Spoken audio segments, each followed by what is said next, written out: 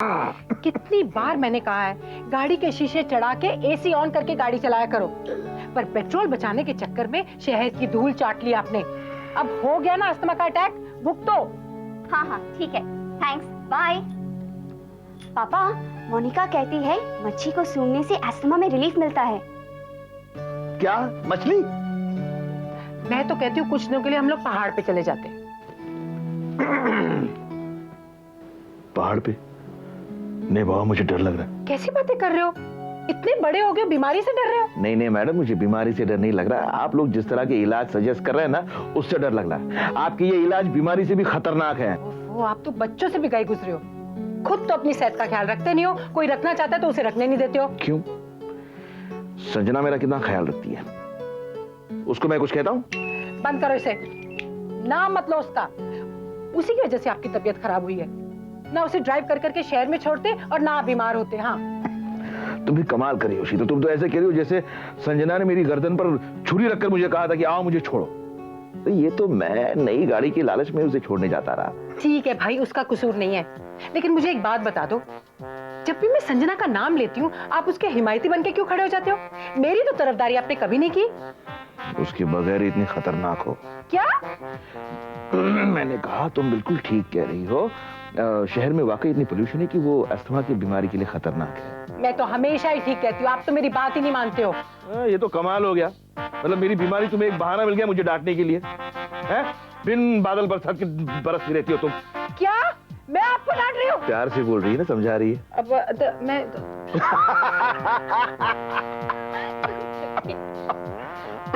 मत हंसो, बोला है मैंने मत हंसो।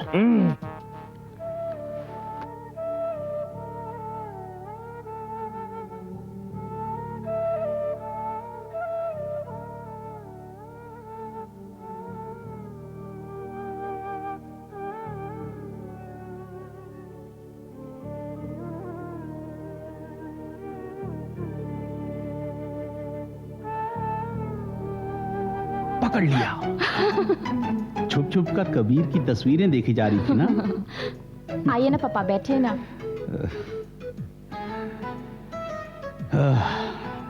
पापा, एक्चुअली ना मैं कबीर को उस घर में बहुत मिस कर रही थी, इसलिए मैं यहाँ पर चली आई क्योंकि यहाँ पर आप हैं। लेकिन बेटा वहां तो श्रुति है, खुशी है, तुम्हारी सहेलियां हैं। पापा प्लीज श्रुति का नाम मत लीजिए मेरे सामने। क्यों? क्या हुआ? समझा, फिर से झगड़ा हुआ? पापा, श्रुति हमेशा मेरे साथ झगड़ती रहती है, मुझे लेक्चर सुनाती रहती है, सो इस बार मेरी भी उससे झड़प हो गई। टेम्परेरी और परमानेंट? पता नहीं। जरूर तुम्हारी गलती होगी। पहले भी तुम ही झगड़ा करती थी, फिर बाद में तुम्हें माफी मांगनी पड़ती थी। पापा, इस बार गलती मेरी नहीं है, इसलिए मैं उससे माफी नहीं मांगूंगी। देखो बेटा, माफी मांगने से कोई छोटा नहीं हो जाता। एक छोटा सा सॉरी कह के अगर तुम अपनी दोस्ती कायम रख सकते हो, दोस्ती के लिए ये एक बड़ी छोटी सी कीमत है।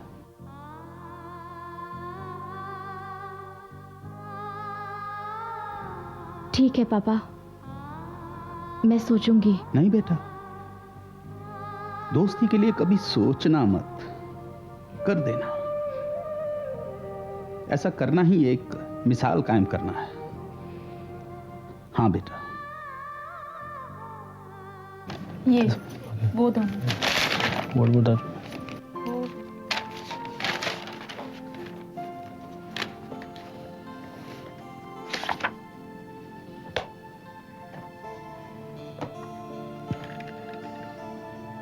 नाइस। हमारे डीलर्स हमेशा ऐसी चीजें पसंद करते हैं जो शो पीस के मुकाबले में कुछ काम की हो। कितने का है? अब 425 पर पीस। Not bad. चर्चगेट से खरीदा? जी हाँ। नहीं, क्रॉफर्ड मार्केट से। हाँ, क्रॉफर्ड मार्केट से। मगर तुम्हें ये सब कैसे मालूम है? क्योंकि पापा जी ये सारी चीजें हमने खरीदी है। व्हाट? जी हाँ डैड, ये सब खुशी नहीं खरीदा। No wonder. मैं इसीलिए इतनी देर से सोच रहा था कि तुम्हारे जैसा लड़का जो पैसे को पानी की तरह बहाता है इतनी समझदारी की शॉपिंग कैसे कर सकता है? अब जाकर राज खुला। शाबाश पुत्र। लेकिन अगर ये सब शॉपिंग तुमने की है तो बरखुरदार तुम क्या कर रहे थे? जी डैड, वो मैं बिरजोरिया को लंच पे लेके गया था डैड। डैड वो हमारा सबसे बड़ा क्लाइंट है और फिर अगली डील भी डिस्कस करना चाहता था। विशाल, अगर वो हमारा प्रोडक्ट खरीदते हैं तो इसलिए कि उन्हें उससे मुनाफा होता है और उसके लिए उन्हें लंच और डिनर खिलाने की जरूरत नहीं है। लेकिन डैड वो तो देखो विशाल, अपनी बीवी से कुछ सीखो। देखो ये घर के कामों के साथ साथ बाहर के काम भी कितनी अच्छी तरह संभाल लेती है। बेटा, अपनी जिम्मेदारियों को समझो और उन्हें निभाओ, ना कि अपनी जिम्मेदारियां दूसरों के कंधों पर डालते रहो। जी डैड। बेटा, तू तो समझदार है, तू ही समझा इस पोते को कुछ। जी पापा जी।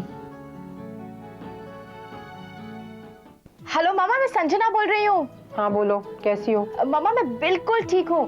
पापा का यहाँ रहकर बहुत मजा आ रहा है। बाकी के लोग घर में कैसे हैं? हाँ सब ठीक है, बस विक्रम की तबीयत थोड़ी ठीक नहीं है। क्यों, क्या हुआ? अस्थमा का अटैक हो गया। ओह माय गॉड, मैं फौरन घर आ रही हूँ मामा। क्यों? पापा की अच्छी तरह से देख रेख करने के लिए। संजना, मैं हूं ना उनकी देखभाल करने के लिए, और अब उनकी तबीयत पहले से बेहतर है। पक्का? देखो मामा, अगर जरूरत पड़े ना तो मैं वहाँ पर फौरन आ जाऊंगी। मैं पापा के पास फिर कभी रह लूंगी। नहीं नहीं नहीं नहीं, अब उनकी तबीयत बिल्कुल ठीक है। तुम अपने पापा के पास ही रहो। अगर तुम्हारी जरूरत पड़ेगी ना तो मैं फोन करके तुम्हें बुला लूंगी। ठीक है मामा, लेकिन अब पापा का अच्छी तरह से ख्याल रखिएगा और उनसे कहिएगा कि अगर वो जल्द से जल्द ठीक नहीं हुए ना तो मैं वहाँ पर आके उन्हें बहुत डांटूंगी। Okay, bye bye. कमाल की लड़की है, समझती है पूरी दुनिया उसके दम पे चलती है। अगर वो नहीं होगी तो सारा कामकाज ठप हो जाएगा। और मम्मा, पापा का ख्याल रखना। जैसे वो ना कहती तो मैं विक्रम को खड्डे में धकेल देती। Stupid girl.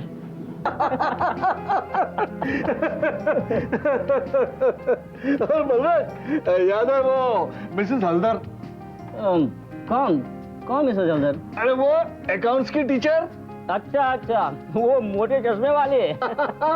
दर्शन ने जिसकी पीठ पर च्युइंगम लगा के पर्चा चिपका दिया था, चपक। पूरी क्लास ने नकल उतारी लेकिन बेचारी को पता तक नहीं चला। भाभी जी, हाँ? अभी एक बात मैं आपको आपके इस राजन के बारे में बताऊं कि जितना शरीफ आप इसे समझती हैं उतना शरीफ ये है नहीं। बलराज के बच्चे। अरे क्या हुआ? दीपिका, दीपिका पानी लाना बेटा। मैं ठीक हूँ भाभी जी। नहीं।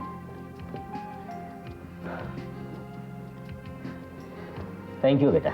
ये हमारी बड़ी बेटी दीपिका है। जीती रहो। और ये है मेरे बचपन के दोस्त बलराज खुराना।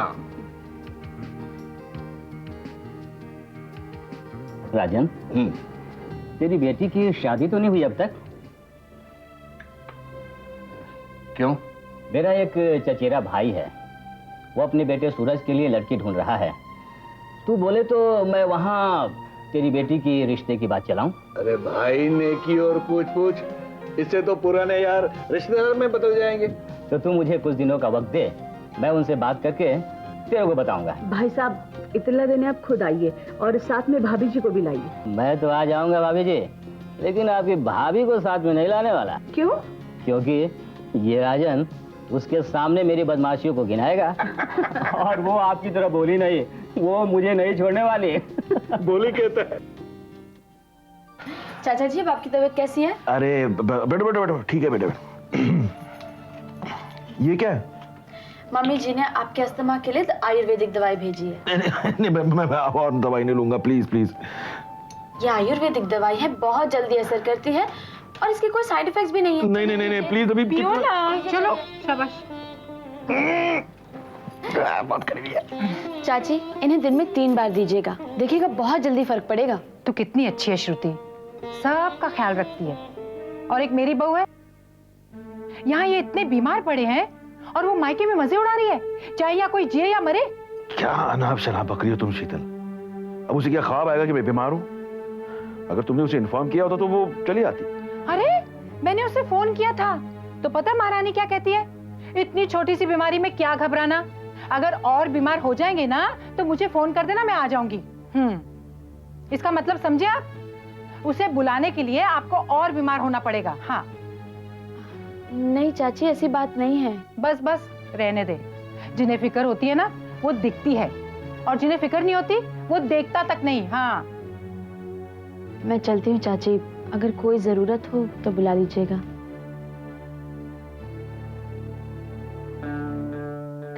एक बात याद रखना, हमारी बहू हमारे काम नहीं आएगी।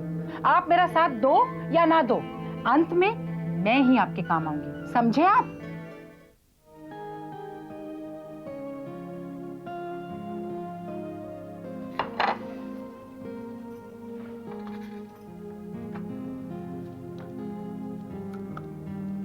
कैसे हैं? क्या कैसे हैं? पकौड़े कैसे हैं? बेकार है।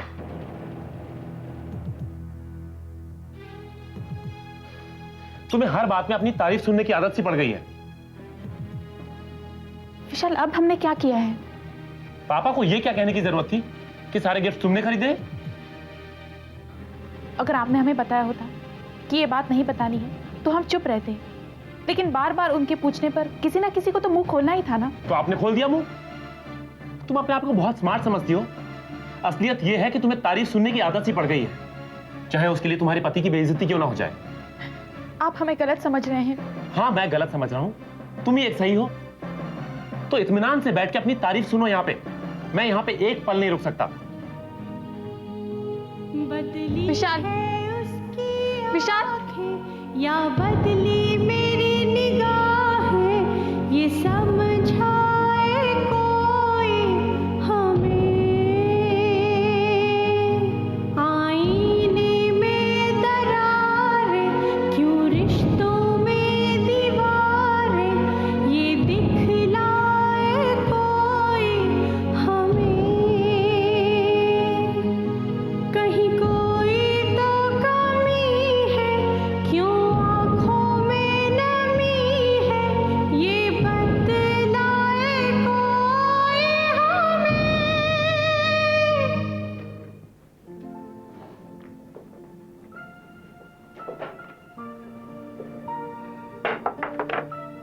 माँ रुक जाइए, वो कप मत यूज कीजिए।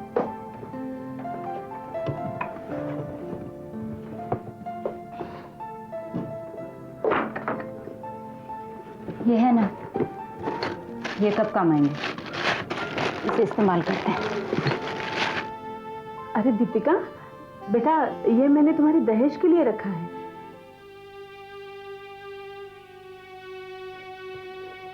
दीपिका तुमने सुना नहीं मैंने क्या कहा? ये मैंने तेरी शादी के लिए रखा है बेटा। क्या शादी? कौन सी शादी? किसके लिए चाहिए दहेज आपको? मुझे नहीं करनी है शादी। आप लोगों को आदत हो गई है सपनों के महल खड़े करने की। मुझे कोई शौक नहीं है। मुझे नहीं करनी शादी की। अब आप इसी में चाय पीजिए।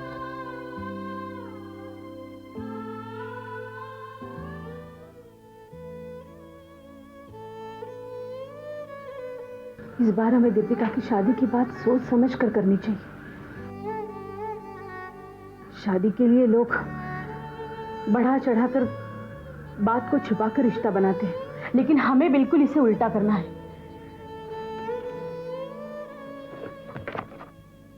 हम अपनी सारी कमियां लड़के वालों के सामने साफ साफ रखेंगे।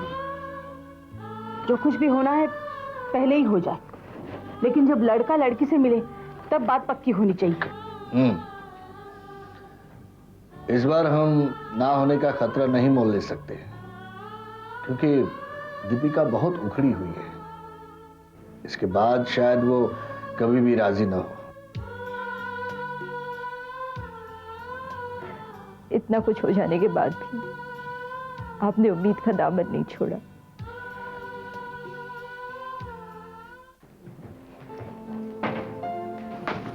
श्रुति, पापा की तबीयत कैसी है?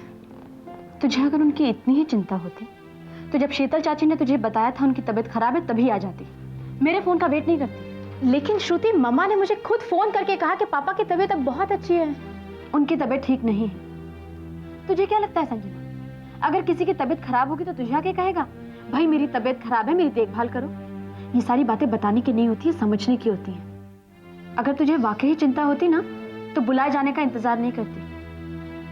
विक्रम चाचा तेरे ससुर हैं, तुझे उन्हें भी उतना ही प्यार और उनकी उतनी ही देखभाल करनी चाहिए जितने तू अपने पापा की करती है। एक मिनट श्रुति, मैं अपने ससुर को उतना ही प्यार करती हूँ, उनका उतना ही ख्याल रखती हूँ जैसे मैं अपने पापा का रखती हूँ। इनफैक्ट तुम अपने आप को मेरी सास समझना छोड़ दो और अपनी ये जो लेक्चरबाजी है ना अपने पास ही रख दो।